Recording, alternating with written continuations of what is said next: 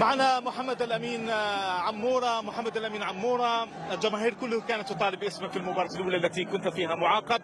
اليوم عدت في ظروف ربما صعبة، اللعب في التوقيت الساعة 2 ظهرا. أولا لنا العودة أولا إلى الأجواء الإفريقية وعن النتيجة اليوم تعادل. السلام عليكم. الحمد لله على كل حال. النتيجة كانت معليش، مازال الماتش ان شاء الله نريكتيفيو، ومازال الماتش نحضروا له مليح ان شاء الله لا فيكتوار ونتكاليفاو ان شاء الله. كيف وجدتم اليوم المنتخب البوركينابي اللي كان على الاقل في النفس الاخيره متقدم على المنتخب؟ احنا كنا عارفين بلي مقابله صعيبه، حضرنا لها كما كان الحال، والحمد لله على كل شيء.